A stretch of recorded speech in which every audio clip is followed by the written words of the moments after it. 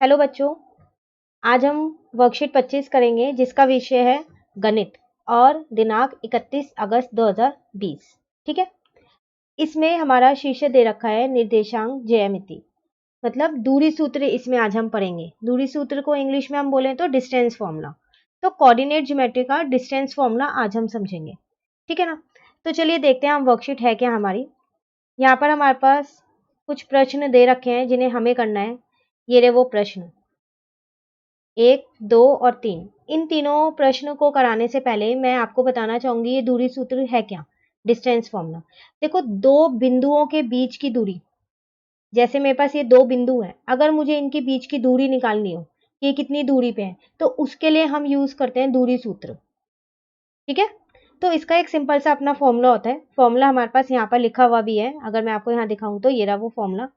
x2 minus x1, ठीक है, का square plus y2 minus y1 का स्क्वायर, और इन दोनों के सम का रूट, उसको बोलते हैं दूरी सूत्र। वो मुझे बताता है कि इन दोनों के बीच में कितनी दूरी है। ठीक है। तो चलिए हम शुरू करते हैं अपने प्रश्न के हिसाब से। प्रश्न एक है हमारे पास, निम्न कथनों के लिए सही या गलत लिखें। आपको यहाँ पर कुछ सही गलत बताने हैं, मतलब ट्रू फॉल्स बताने हैं। ठीक है ना। देखिए, पहला है आपके पास, एक्स निर्देशक कोटि व वाई निर्देशक भुज कहलाता है। कह रहे हैं जो एक्स निर्देशक है, मतलब एक्स कोऑर्डिनेट है, वो कोटि कोटि कहलाता है, और जो वाई निर्देशांक है वो भुज कहलाता है। नहीं, ये हमारा गलत है। यहाँ पर हमने ये उल्टा लिखा हुआ है। जो एक्स निर्देशांक होता है ना, वो भुज कहलाता है, और जो वाई निर्देशांक होता है वो कोटि कहलाता है। तो यहाँ उल्टा लिखा हुआ था, तो ये क्या है हमारा गलत। अगला देखते हैं, मूल बिंदु के बाएं और एक्स अक्ष पर स्थित बिंदु जो मूल बिंदु से 4 इकाई की दूरी पर हो, उस बिंदु के निर्देशांक 4 और 0 होंगे। कह रहा है आपके पास जो है एक लाइन है, ठीक है ना, एक्स अक्ष मतलब एक्स एक्सिस पे आपको बाईं साइड रहना है। मूल बिंदु यानी यहाँ पर ओरिजिन है मेरा, ठीक है, ये मैं मान लेती हूँ, ये मेरा ओरिजिन है मूल बिंदु। इसके बाईं ओर, तो इसका बाईं ओर तो यही है। तो यहाँ पर जो ये मेरा एक्स होता है, ये माइनस का होता है, ठीक है ना, और यहाँ पर ये मेरा प्लस का होता है, ये भी मेरा एक्स है। वो कह रहा है एक्स अक्ष पर, एक्स अक्ष पर जो है वो मेरा वाई अक्ष, वाई जो होता है वो मेरा 0 होता है। तो ये तो मुझे पता है कि एक्स अक्ष पर यानी एक्स एक्सिस पर तो एक्स और 0 होगा, ये तो मुझे पता चल गया है। तो ये तो सही लिखा है इन्होंने कि 0 होगा, लेकिन आप यहाँ देखो, यहाँ लिखा है बाईं ओर। तो मूल बिंदु के बाईं ओर तो एक्स जो है वो मेरा माइनस में होता है, माइनस में होता है ना। तो यहां से मैं यहां जाऊंगी तो माइनस में ही तो आएगा मेरा। तो यहाँ लिखा है 4 इकाई की दूरी पर हो, तो उस बिंदु के निर्देशांक 4 और 0 होंगे। नहीं, उस बिंदु के निर्देशांक -4 और 0 होंगे, ये होंगे उसके। तो यहाँ 4 लिखा है, जबकि आएगा इसके आगे माइनस भी आएगा, क्योंकि हम बाईं ओर हैं।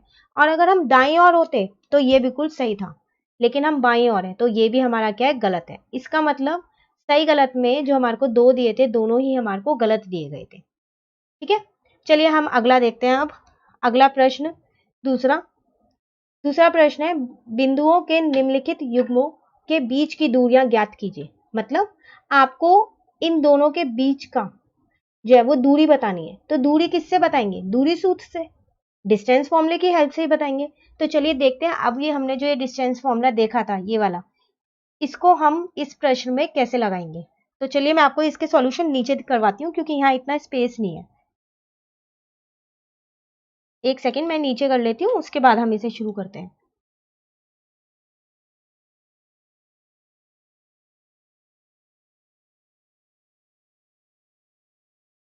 ठीक है, यहाँ शुरू करते हैं हम। देखें, प्रश्न 2 है, ठीक है। तो मैं यहाँ पर इसका फर्स्ट करते हैं हम। जो पहला है हमारा, हमको दे रखा है 3 और 2, और दे रखा है 6 और 6, ये गिवन है। इसको मैं अपना x1 मानती हूँ और इसको मैं y1 मानती हूँ। ठीक है। उसी तरीके से इसको x2 मानती हूँ और इसको y2 मानती हूँ। ठीक है ना। अब मैं अपना फॉर्मूला लिख लेती हूँ।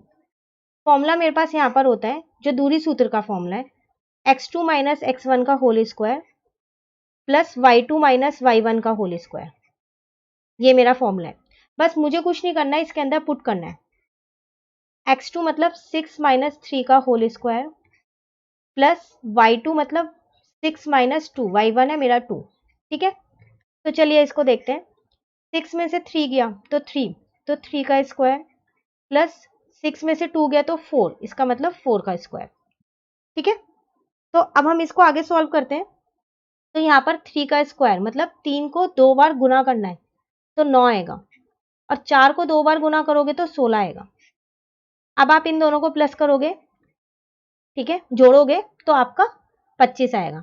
25 कौन से दो नंबरों को आप गुना करते हो तो 25 आता है, तो 5 को करते हो तभी आता है, तो इसका आंसर आ गया 5, ठीक है। चलो इसी का ही हम दूसरा देखते हैं। दूसरे में मुझको दे रखा है 0 0 और 6 और 1, सेम वही, ये मेरा x1 y1 है और ये मेरा x2 y2 है, ठीक है। फॉर्मूला हमारे पास ये रहा। फॉर्मूला आपको हर पार्ट में लिखना बहुत जरूरी है, तो हम यहाँ पर लिख लेते हैं। तो यहाँ पर मैं लिखती हूँ, एक सेकेंड।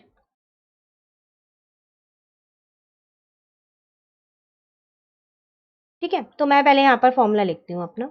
तो फॉर्मूला है मेरा x2 माइनस x1 का whole square plus y2 minus y1 का होल स्क्वायर। बस अब हमें इसके अंदर अपनी वैल्यू, जो ये भी वैल्यू हमें गिवन है, इनको रखना है, ठीक है। तो चलिए रखते हैं।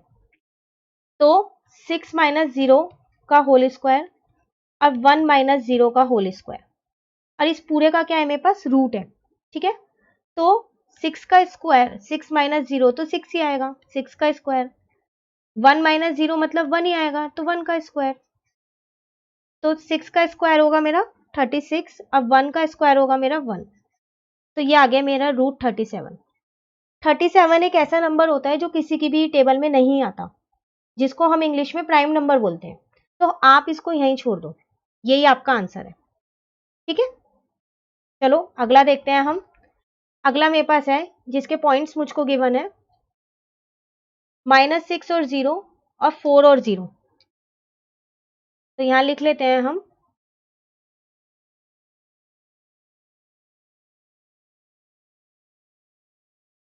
तो -6 और 0 और 4 और 0 यही हमको दिए हुए थे, ठीक है। पहले हम अपना वही डिस्टेंस फॉर्मूला लिखेंगे, दूरी सूत्र, ठीक है ना, जिसको हम दूरी सूत्र बोलते हैं।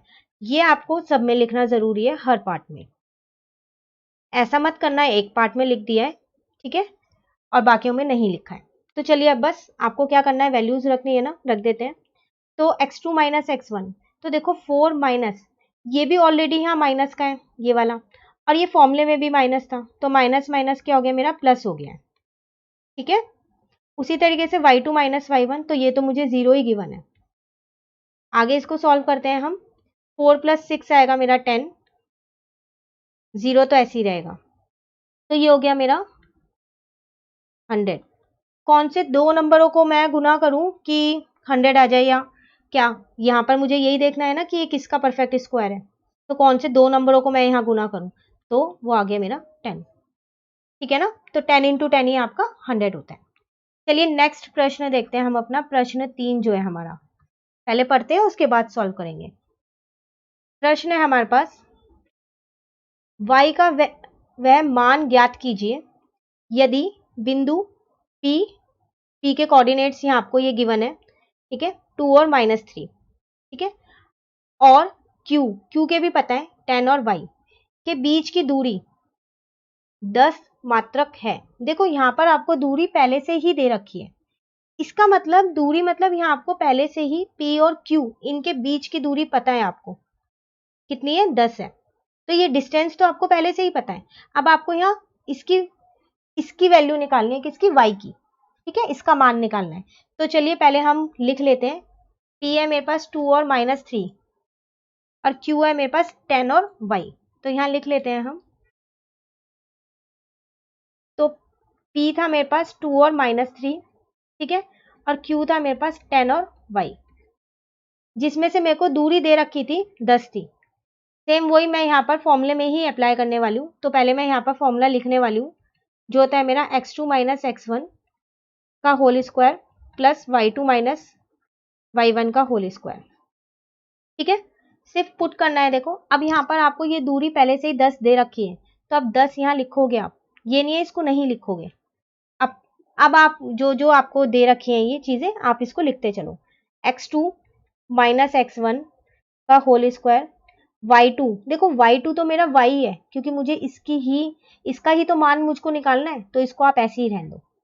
माइनस y1 देखो वहां भी फॉर्मूले में भी ये मेरा माइनस है और यहाँ पर भी मेरा माइनस है, तो माइनस माइनस मेरा क्या हो जाएगा, प्लस हो जाएगा। ठीक है, इसका होल स्क्वायर।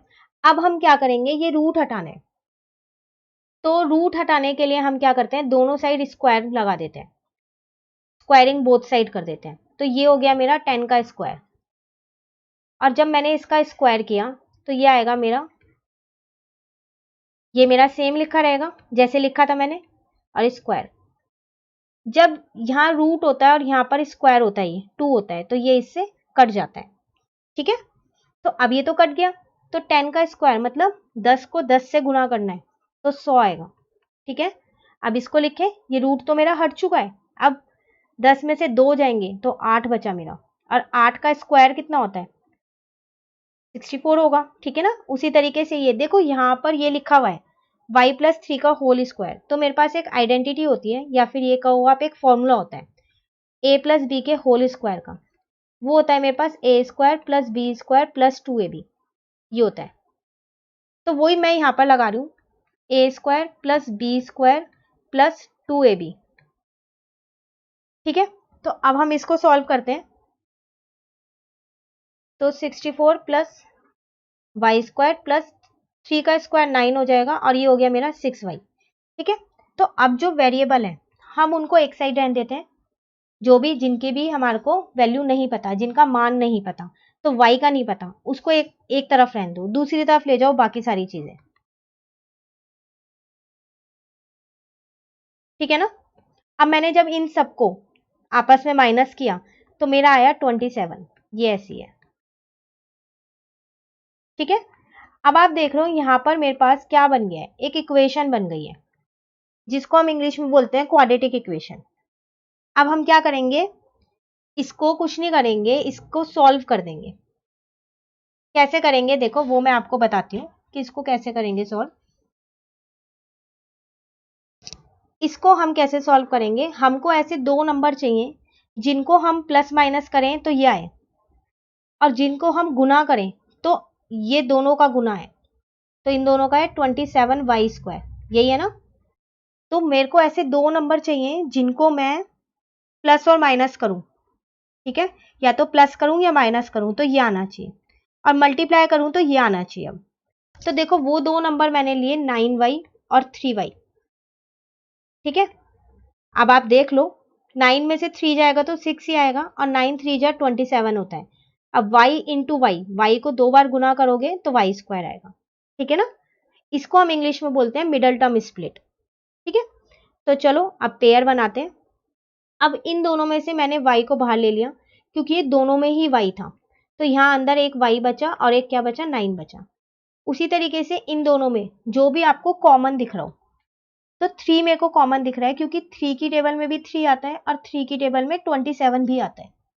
तो अब यहाँ मेरा y बचा, और प्लस 27 3 की टेबल में कब आता है, 9 पे आता है। ठीक है, यहाँ मैंने प्लस इसलिए लगाया क्योंकि बाहर माइनस है, जब बाहर माइनस होता है तो ब्रैकेट के अंदर वाले का साइन चेंज हो जाता है। ठीक है, बस अब आपको क्या करना है, ये एक पेयर बन गया आपका और ये एक बन गया है, तो एक बार आप y-3 = 0 लिख दो, और एक बार आप y+9 = 0 लिख दो। ठीक है ना, तो यहाँ से आपकी y की वैल्यू एक 3 आ गई, और एक y की वैल्यू आ गई आपके पास -9। अब आप सोचोगे तो 2 वैल्यू आ गई, तो कोई बात नहीं, जब हमारी इक्वेशन ही ऐसी थी जिसपे स्क्वायर लगा हुआ है, तो 2 वैल्यू तो निकलेंगी ही निकलेंगी। और अगर आप देखो तो आपको क्वेश्चन में ऐसा कहीं नहीं लिखा हुआ कि एक ही वैल्यू निकलेगी। ठीक है ना, आपको सिर्फ ये लिखा गया था क्वेश्चन के अंदर कि मान ज्ञात कीजिए। ये रहा, मैं आपको दिखा देती हूँ, ये रहा, मान ज्ञात कीजिए। तो अब ये एक आए या 2 आए, तो हमारे दोनों ही वैल्यू हैं। ठीक है, ये थी आज की वर्कशीट, हमारी वर्कशीट नंबर 25। इससे अगली वर्कशीट जो होगी वो मैं आपको अपनी दूसरी अगली वीडियो में कराऊंगी। अगर आपको ये वीडियो अच्छी लगी तो आप इसे लाइक करें और मेरे चैनल को सब्सक्राइब करें। Thank you.